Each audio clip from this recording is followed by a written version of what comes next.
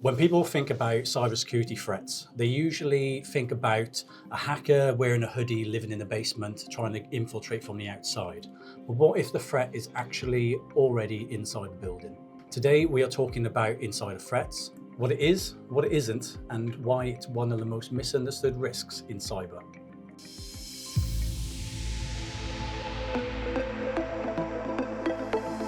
Hello and welcome to the briefing room. I'm your host, Karl, and today I am joined by the man, the myth, the legend, Martin. Please introduce yourself. Yep, thanks, Karl. I'm Martin Nash. I head up CDS Defence Security's Cyber Assurance and Resilience Services, and I've been with the company about 6 years and have a career probably spanning out to 20 or 30 years in cyber and information security. Hopefully you will, well, you're more than qualified to help me understand what insider threats are. Or first of all, for main questions, I've heard it called insider risk and insider threats. Are they both correct, or is it? I thought it was insider threats, but I've heard insider risks a lot. Yeah, it's a good question. People are talking about it more and more in risk terms as it stands today. Some of that is a simple fact that insider threat conveys quite a hard, and it conjures up the image that somebody is always acting deliberately and maliciously to harm a business. And the reality of insider threat is it's not just those elements, and I'm sure we're going to get into that a bit more as we go along. The term insider risk has come in with a view to softening the term insider threat, but the relationship between the two really is that when we're talking about any sort of cybersecurity risk, we need to identify what the threats are, what the vulnerabilities are, what the impacts of the business are, so that we can get to the risk. So the relationship with insider threat leads to a risk. Okay, so for this episode, would you prefer me to refer to as insider threats or risks, or either or? Either or, Okay. either or, yeah.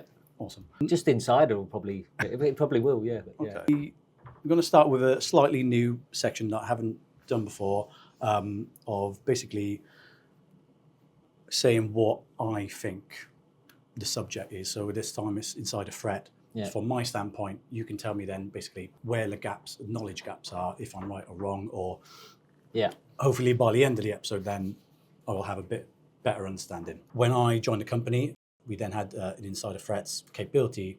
I automatically thought of a 90s spy film or anything that has Tom Cruise in it, where there's people someone walks past, manager walks past, and then the person's like trying to put a USB in, put a virus in, and then they walk out of the building, then an explosion or something. Takes the company down this whole hacks. Is that very far away from what it is? That's probably like Hollywood just in. Yeah.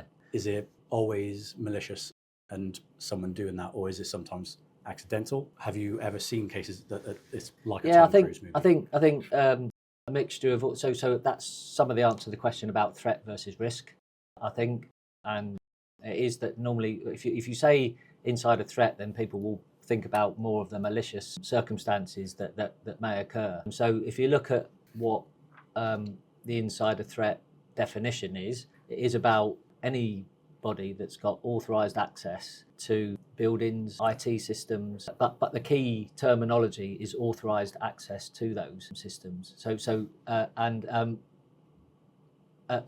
some of what can happen on that basis is that those threats can act maliciously. That only occurs statistically, probably in about 20%, although the statistics aren't that reliable because nobody really reports on it enough. It's thought to be about the top 20% of those are malicious. But those are the most impactful because they are deliberately trying to do harm to a business, and that could be stealing information.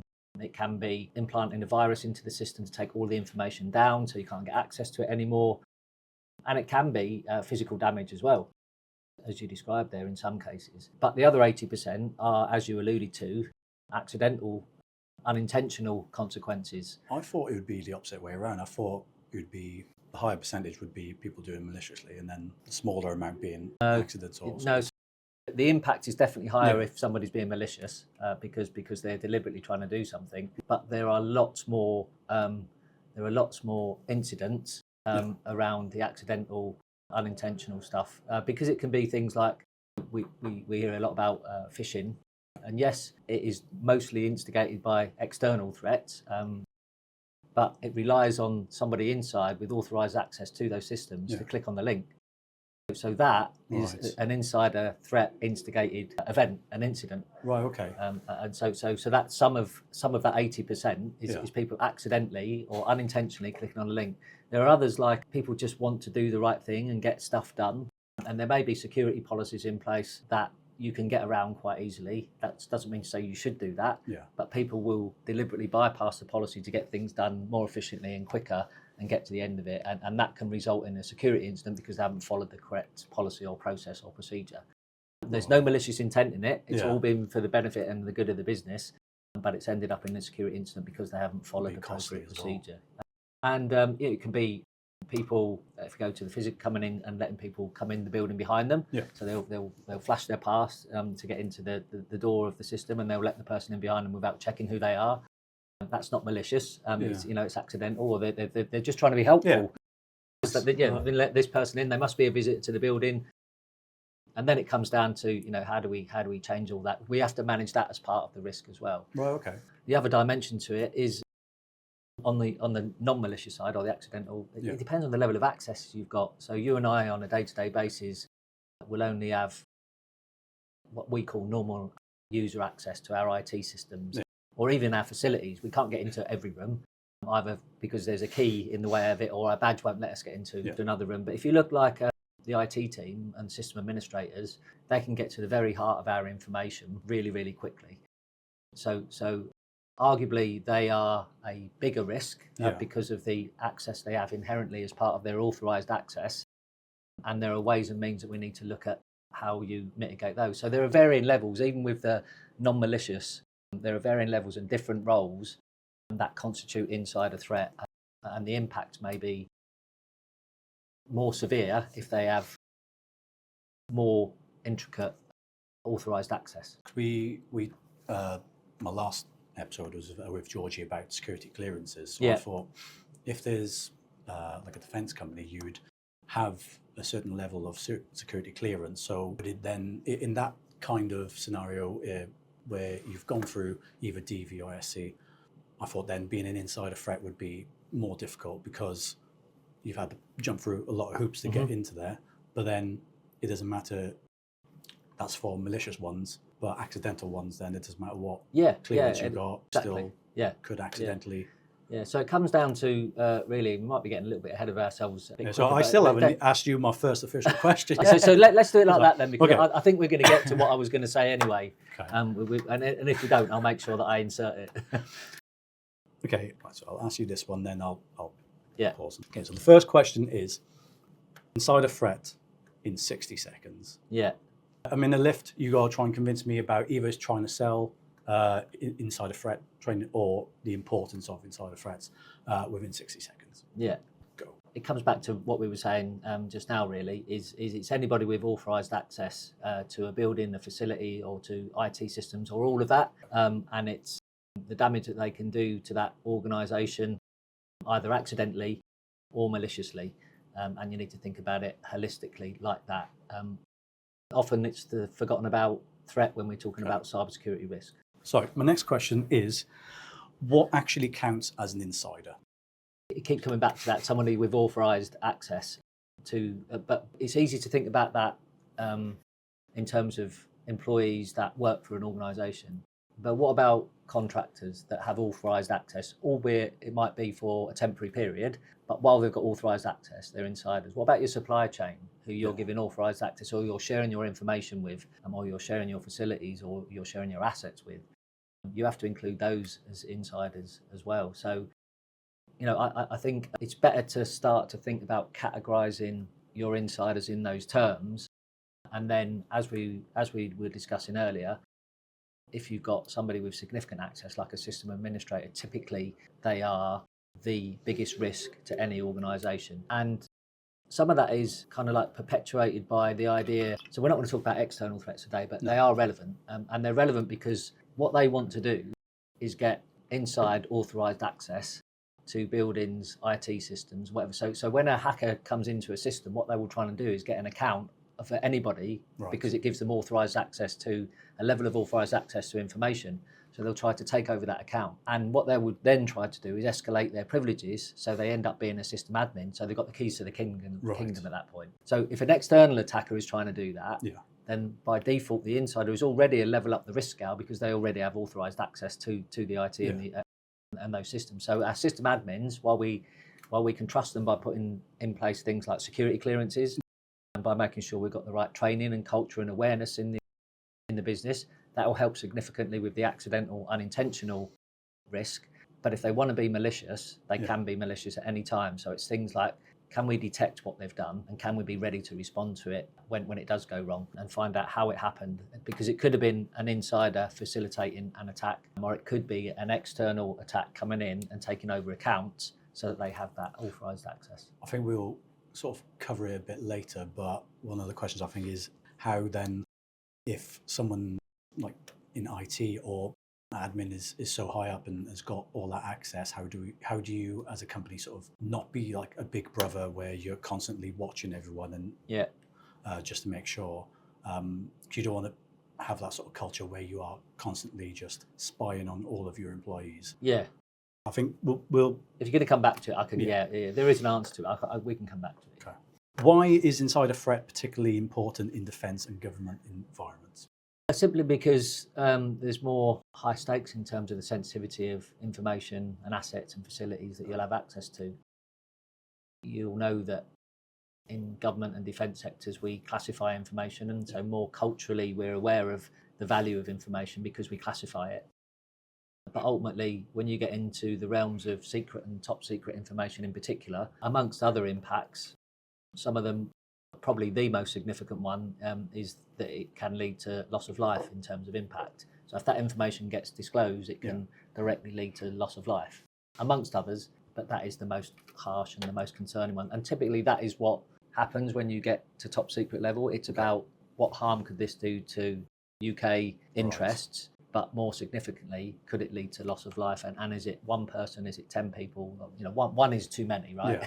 One is too many. But ultimately, when we get into the higher realms of sensitivity, it probably will mean tens of thousands of the risk of tens of thousands of people losing their life. So then, is insider threats then, are they just for government and sort of defence and that sort of sector, high security sector, or is it, you see other companies making the news for leaks or sort of being hacked? Is it just for bigger companies or is it for smaller companies as well? If I'm a smaller business owner, like a law firm, is that something I have to worry about or not really? No, it is for everyone. I think it's just more difficult to, the question about being in a lift in 60 seconds, how do you convince somebody? It'd be much easier, I would hope, to convince a government official than it would be a lawyer in a lift or the CEO of a company. The issues of insider threat and insider risk. So you have to change the conversation with those businesses. But the impact is equally felt, but for different reasons in all sectors. But even if we look at central government and defence, you've still got critical national infrastructure. What if somebody turned off the water supplies to whole regions of the UK and that's facilitated by an insider? To the financial sector, and then you start introducing things like fraud, so they're stealing money and they're enabling cyber criminality from the inside, which is the same as back in the day when they used to rob a bank, right? It was they would try and get in, and before IT systems, they would try and get in and get somebody behind the counter and hold them with a gun to say, open that for me, because that gives them authorized access to the vault. And it's the same kind of approach. But I would argue any business should think about it, but the intricacies of it. Not everybody and not many organisations have to worry about doing the detect part of it, but that is really interesting, and the monitoring and seeing what people are doing every day. Depends on the value of your information and the value of your assets. But as a minimum, everybody should be doing some form of personnel screening, and we know what that looks like in government with SC and DV clearance, for example. But everybody should be doing what we call the baseline personnel security standard screening, which is, are they legal to work in the UK? Do they have appropriate visas? Have they got a criminal record? And have a reference check against them as well. And that is the minimum that everybody should be doing. So you have some level of trust in the people in your organisation. And then the other thing that you should be doing, all businesses, as a minimum, is making sure that the security culture and education is right. So, regular security awareness and training to make sure that they might recognise that somebody's doing something malicious. Yeah. And I'm sure we'll get on to the impact of, what can happen when it does go wrong from a malicious perspective. But so people can recognise it, and then the mechanism to whistleblow if they do suspect that somebody is acting maliciously. Do you find there's probably loads of cases of insider risk and insider threat that happens and doesn't make the news? But when a bigger company that's more in the public spotlight is on the news and is an insider or sort of a hacker sort of made their way into the systems, do you find that when you go to shows, trade shows, and speak with officials, that's sort of more on their radar? Like, maybe we should look more into this when something actually goes wrong with somebody else? Yeah. Do you find it's just then like a reactionary thing of, or maybe we should look more into this rather than it being important before it happened to somebody else? It's the same generally. Whenever there's an incident of any sort, and if we zoom in on security incidents, because that's really what we're talking about today, then that's the best time to get anyone's attention. But I don't think that we necessarily major on the fact where something has happened, but ultimately, do we understand that if it wasn't for an insider inadvertently doing something, then that wouldn't have happened? Like I said, clicking on an email, letting somebody tailgate into a building because they've just been nice and polite. So I think I don't think that the incidents go back to that point necessarily in terms of lessons learned. And where that does happen like that, it's not about chastising that individual. You can get into the realms of, and I've been involved. So I used to work in a bank, and I used to run the phishing training, phishing and email campaigns in the bank. And that's really interesting when you see the results of it, because you can see, but you get habitual people, literally one or two people in hundreds, that will always click on the links. Typically, Karl, and I'm sorry to say, they normally work in sales and marketing, if I'm honest, because those are the people that just want to help, right? Yeah. There's an inquiry here, we want to get back to that, or they're asking us to do this, and so but that's what we took in terms of risk. We talk about insider risk. There are some roles that are higher risk than others for different reasons. The habitual failures of phishing training, and so I think if you fail it once or twice, certainly the first time, it should be made a little bit light of with the individual, and just say, because it happens to all of us. I've done it. I've fallen foul of it, and other people have as well, and it's embarrassing. But it can and will happen to all of us. But there's a little bit of adjustment. It happened. Just take a bit more care. But where people keep doing it over and over again, at some point that needs to be handed over to HR. It's got to be a disciplinary case, because they are a risk, an increase in risk to your organisation if they keep on habitually doing bad security stuff. It's bad for your security culture. If that knowledge sort of in someone's at a party, or someone jokingly says, "Oh, this guy keeps on failing these," they don't know who they're talking to, but that person could be like, "Oh, well, that might be my way in," and then they could be the target. Exactly, and it's people like that provide the weakness and increase the risk. The relationship between threat and risk we talked about at the start. But they increase the likelihood of something happening. And the security culture stuff that you're doing clearly isn't working with that person. They just keep doing it over and over again. I had one when I was working in the bank. A lady actually replied to because you can measure that. She actually replied to the email, and when I went to speak to her, she said, "Well, I just wanted to let them know that that I thought they were a bunch of scumbags and that they shouldn't be trying to get into." And I'm going, "But why? Just don't engage with them at all. It doesn't make any sense." But that's the way some people think. But if you can adjust their behaviour, then that's what it's all about, and that's what improves your security culture. I think, whenever anything comes through now, I'm just a little bit judgmental. So if I see anything, I'm like, and you do run the risk of, at some point, it won't be it won't be a spam, or it won't be a threat, and then you just like thinking somebody who's genuine is actually and there is that balance. The business needs to operate. T teams should be able to verify if it's legit or not. Those processes should be in place for more mature organisations to send it to IT and say, "Can you have a look? Can you make sure that this is a legit email or not?" And they should and do that. They're really good here. I know, because I've done it myself.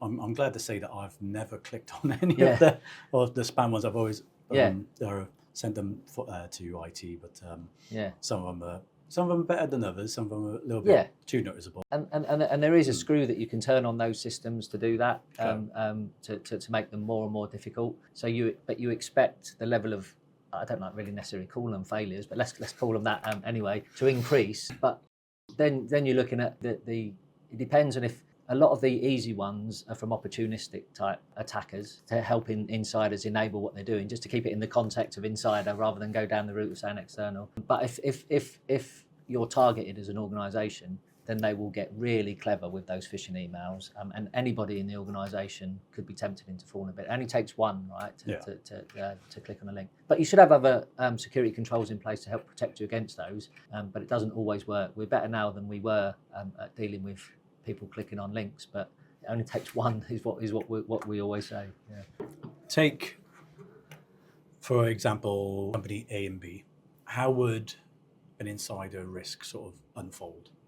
I know we can't name companies in your past that you've worked with or name people, but how would an insider risk actually look like? What would it? Are we starting to look at the malicious side of it now? Do you think? Yeah. I think it's probably a good time to do that with that question, because I think we've hammered the accidental stuff. But if someone wanted to act malicious, how might that look? So there are a number of things that might trigger a malicious incident or a malicious insider incident.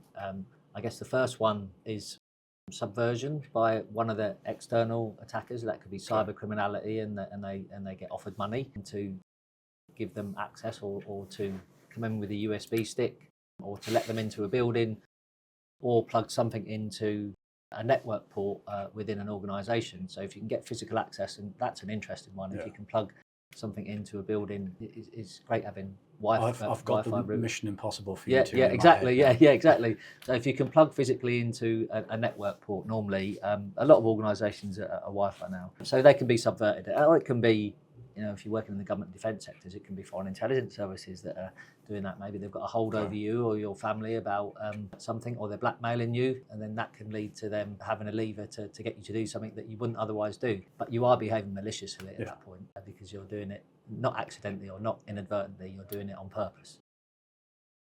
So that's one route. Another route is, I guess, which could happen more widely, is disgruntlement. So a disgruntled employee. And so let's go outside of government and defence and back to the legal profession.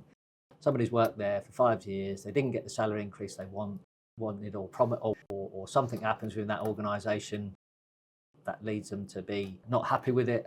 So how can they do it? It's that they could daub the outside of the building with paint, and I'm sure we've seen that sort of thing. Yeah. But one of the things they could do is come in and use their authorised access to do something bad on the IT systems. And as we discussed before, if you're a system admin, you can do a lot more with your authorised access, and you can. But if they're a bit technically minded, they can probably use hacking techniques and hacking tools to escalate their privilege to be able to do something with the information. But at the very least, they can do things like steal information, delete volumes of information. If the backups aren't right in the organisation, they've lost all that information. They can steal customer lists, they can steal sensitive data and take it out and give it to the press to embarrass that organisation. So there's lots that they could do, and that is disgruntlement. And typically, it's why. So if we're talking about insider risk, statistically increases within the last 30 days of employment from somebody. So if somebody puts their notice in and they're on 30-day notice, if you were really worried or you were having a monitoring program in place, normally you would turn the microscope on that person and just say, okay, they're in the last 30 days. Right. What are they doing on the way out? And it could be, again, not necessarily malicious, but if they work in, sorry to come back to sales, if they work in sales, they might want to take the whole of their customer list with them, so that when they go into their next job, they have a running start, which isn't, well,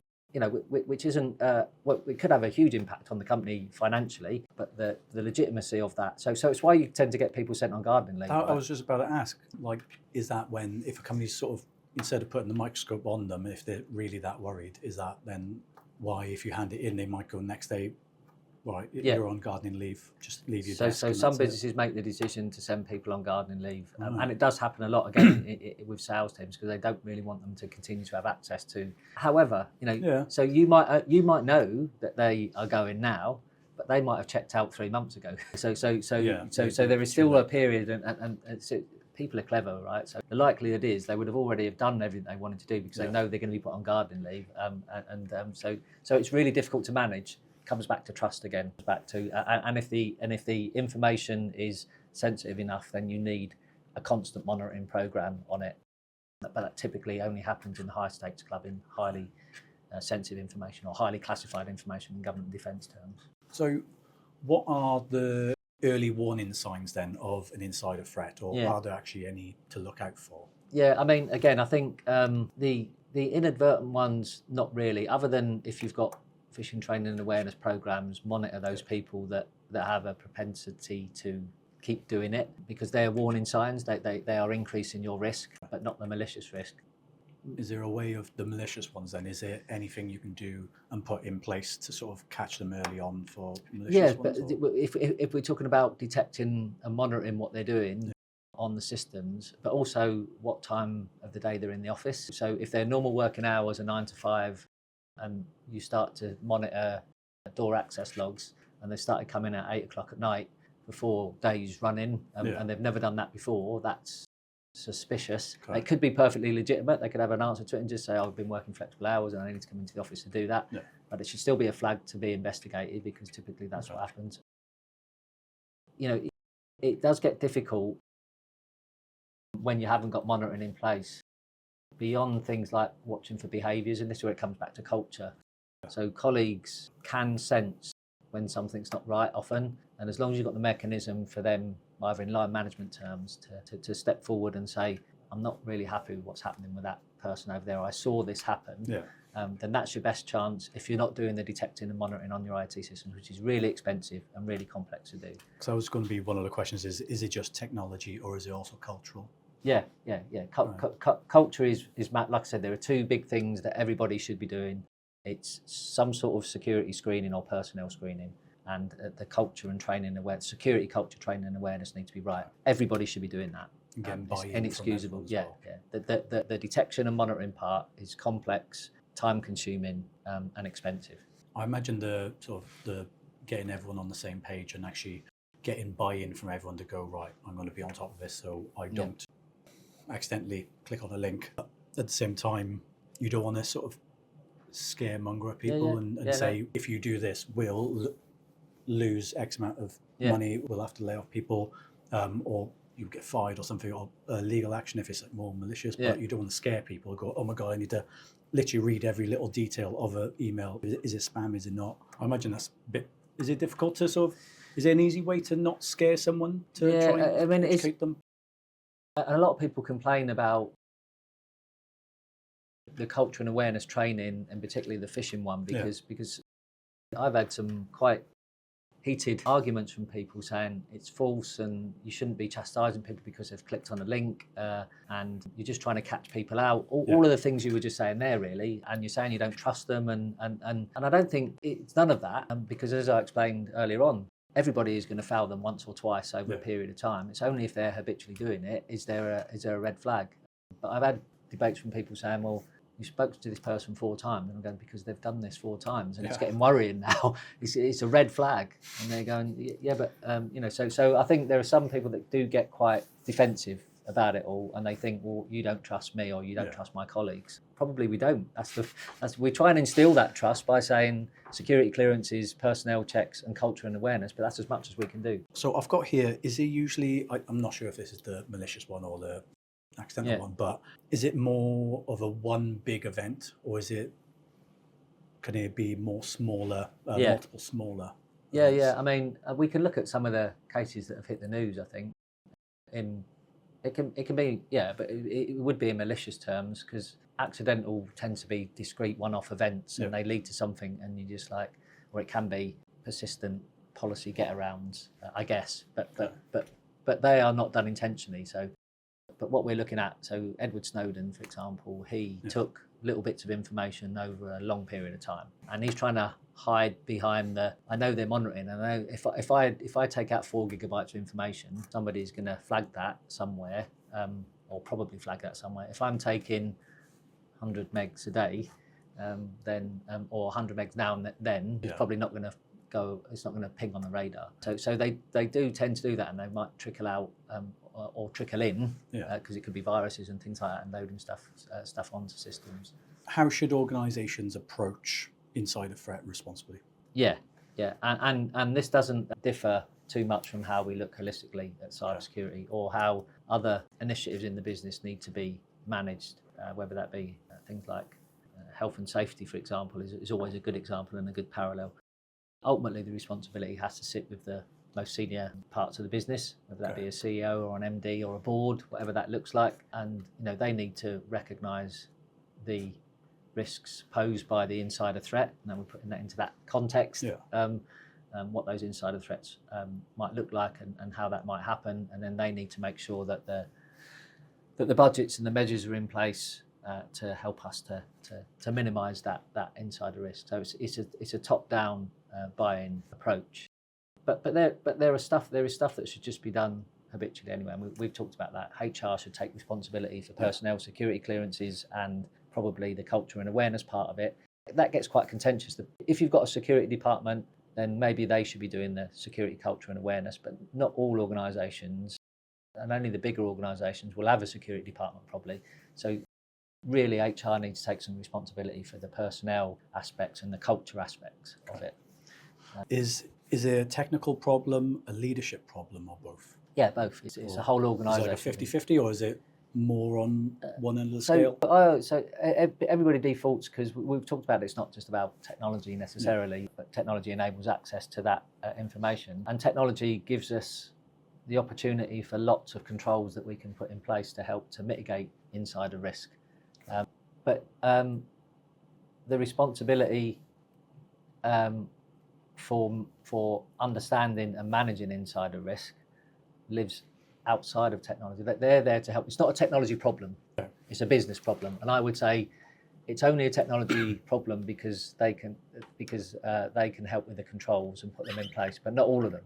So if you want me to percentage divvy it up, I'd say technology 30-40%, and then the rest is the business divided between, could be HR or the senior parts of the business in the buy-in and culture, awareness, policy, having all that in place, and processes. Okay, so with the processes and sort of what would a good insider threat management look like? Yeah, so it just blends in, as should all security really, with some of the standard things that businesses do. So when you're onboarding people, that normally takes account of a level of personnel security screening. And then when we get into government defence, we put people through the security clearance process anyway. So that's more for our customers, isn't it, right, than it is for our own businesses. But it helps our own business to be able to have a level of additional trust for that person because they've been security cleared. And then that's all part of the onboarding process. And you would hope that there would be briefings as part of the onboarding process to start that security culture and awareness journey. And then that's continued. So we have Bob's business in our team, as much as we'll love it, in inverted commas. And the difficulty with that is that a lot of organisations that work in the same field that we do in the regulatory sectors get into the habit of doing that, not for the right reason necessarily, but because it's a compliance tick in the box. They're expected to do it. And there are certain solutions out there that are designed to give you a compliance tick in the box, and they're not great at what they do. But I always subscribe to anything is better than nothing, but organisations shouldn't just resort to that. I mean, you need to bring it to life, as with everything. You need to have in-person lunch and learns. You need to get people in to give a briefing and do it in different ways than just that compliance driven, do this every month, do the test at the end, and then we can say that we've done that if it all goes wrong, as opposed to we did our best to mitigate that risk and we did all this as well.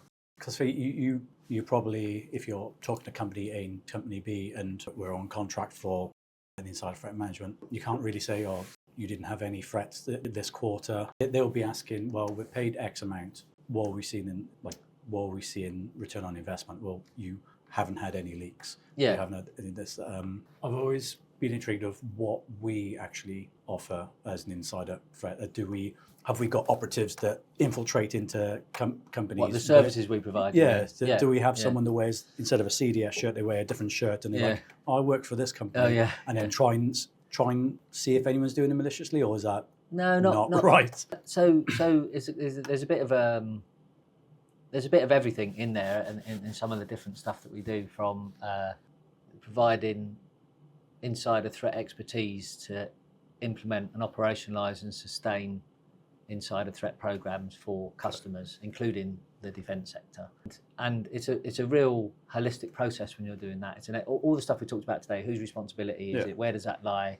And in those circumstances, they do want to get to the detect and monitoring side of it, so enabling that from a technology and a team perspective. So we also provide analysts that do some of that detecting and monitoring stuff on some of the technology systems that we help to deliver from a program perspective, not within CDSDS, but within customer environments. Within customer environments. But then we provide pen testing services. So it might surprise you, it might surprise people listening to know that what they test, really, a chunk of it at least, is the insider threat, how they're doing against insider risk. Ethical hacking isn't always about sitting in a room in a discrete building somewhere else and you're given access via the internet. That can be one mechanism to do it, and that's the most common mechanism to do it. But you can also engage with our services where we'll try and tailgate into organisations and get in there and plug in one of our nefarious but ethical laptops into a network plug in a building, and then do our worst because we've got authorised access to that building. And if you can plug in a hacker tool loaded laptop into their network, you're in the network, you've plugged into it, you're not trying to get to it through the internet and through firewalls and things like that, you're in. Or you can get in and look around and see if somebody's written their password and stuck it on a post-it note underneath the keyboard, which still happens, or is in a drawer next to their things. So it's that sort of service you can have. It's not so prevalent now, but it still happens where you can also go and to a car park of a company and drop a few USB sticks around, and people will pick them up, and they're loaded USB sticks. And if they try and plug them into their company laptop, then it will call back and say somebody's just found this on the street, plugged it into their work laptop, and that could be a virus, right, if it was a malicious target. So while our pen testing services are about helping to mitigate the risk from external threats, there are also parts of those services that are about how well are you doing from an insider risk perspective. That sounds really cool. Yeah. I'm just going to be eagle-eyed on anyone that comes into the office now to see, like, are they the ones that sort of do that? But that's probably why then it was, not that I'm unhappy that you're on this episode, but I've asked a couple of the insider threat guys if they wanted to come on. They were like, no. So I imagine that's the reason why they don't want to be on here. It's not.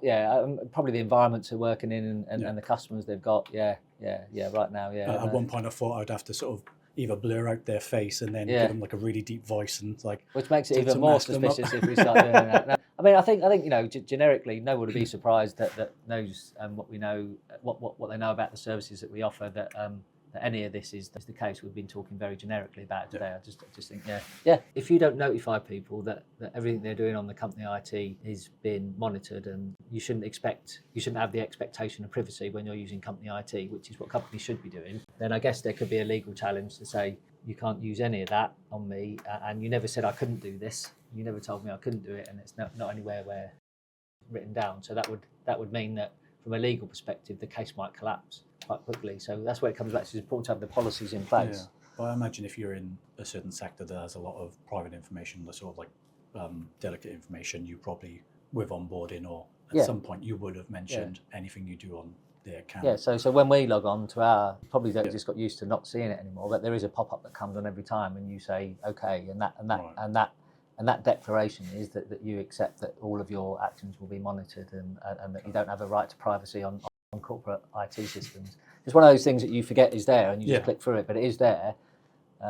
There used to be a stage where, in legal standing terms, the only way that would stand up is if it's a wet signature, so signing PSYOPs with a wet signature. But it's become more acceptable now for an electronic form of acknowledgement to be perfectly acceptable from a evidence submission point of view. As a cyber professional, do you like watching action movies, spy thrillers with Tom Cruise in there, or do you think it's all over the top and it's not accurate at all and you can't watch them? Can't bring yourself No, to I do. Everything's a bit of theatrics, especially in those action movies. And there are some, I guess, that are more accurate than others. You know, those big movie theatrical things, there is always an element of truth in there somewhere, I think. Okay. But I actually prefer it when they're a bit more realistic and nearer the truth.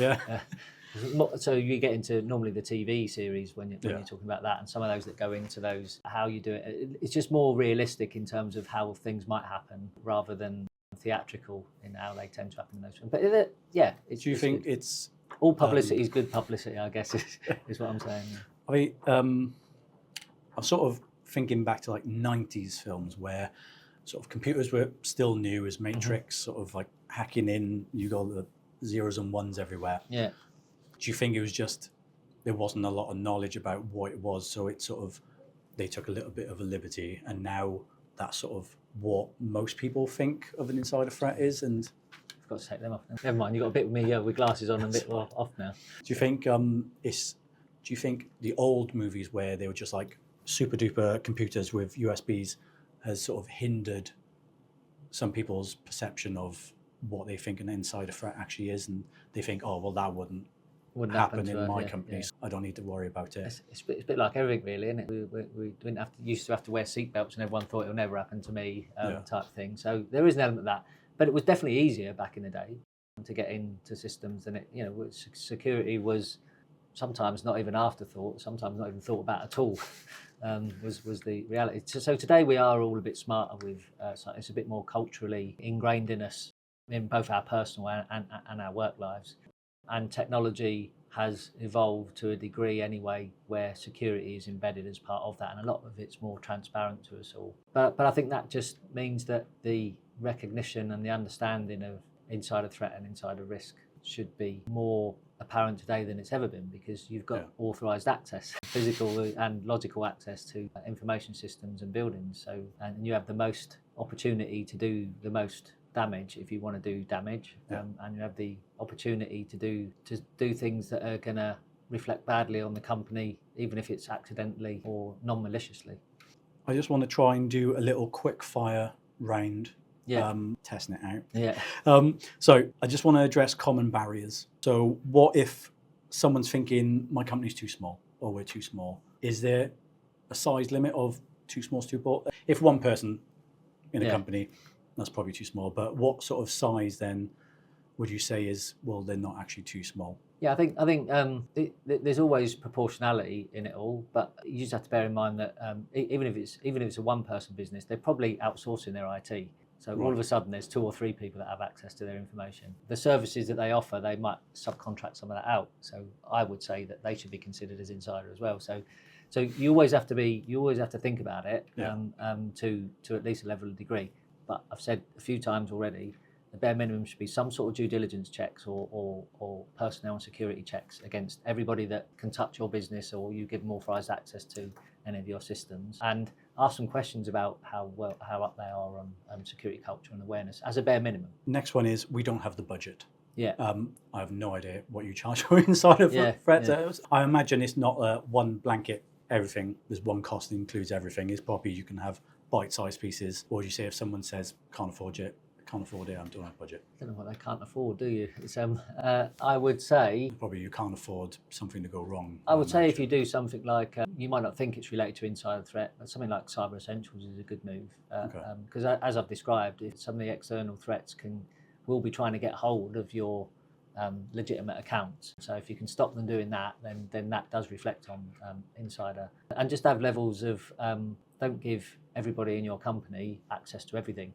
Just have, they should have role-based access control, we call it, in the system. So you don't only let your IT admins have the keys to the kingdom, and everybody else should just have the access they need to the documents that they need and the information they need when they need it. Okay. It will damage trust. It will damage trust. Yeah, so doing an insider threat management, it'll damage trust, or trying to look and see what people are doing, it'll damage trust. Yeah. So it's all proportionate again. And I agree that when you get to detecting and monitoring, it does. But you wouldn't typically do that unless it was highly sensitive or highly classified systems. Okay. And then I would hope that everybody would have the expectation that they would and should be monitored on those systems. Otherwise, it's a simple case of you've signed up to this policy that says you have that your right to privacy is waived, and or all of your actions will be monitored on this system, even if you're not doing it.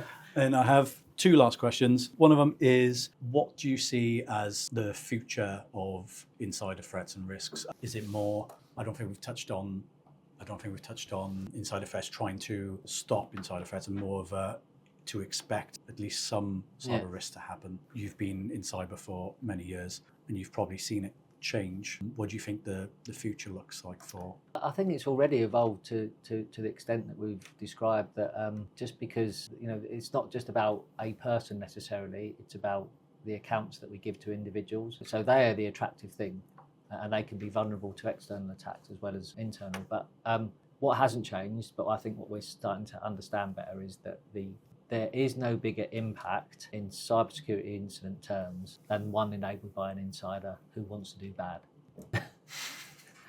That's true. It is true. There is no bigger impact. If somebody wants to do something bad and they've got the accesses that they need to do that, or they can find a way to get those accesses, they can do whatever they like.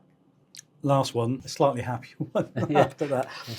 Still on the future, because you will be leaving CDS DS in near future. What does the future hold for Martin Nash? Well, got anything planned? Any holidays or any sort of? Genuinely, my intention is to retire.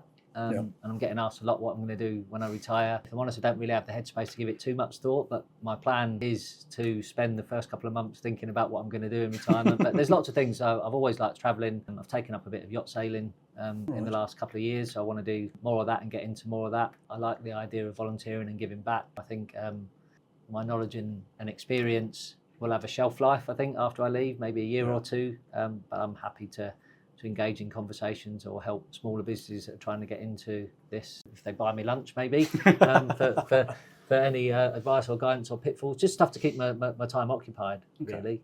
Because it's difficult to think about it, because everything else is going on around you in work. And if I wake up in the night, it's still work stuff that will keep me awake. So I'm looking forward to the idea that that won't wake me up anymore, or what will replace it, and it might just be what am I going to do tomorrow, and actually I'm bored or something. I'm a bit nervous about all of that, but I will find ways, and it's like my intention is to retire, but I'll never say never.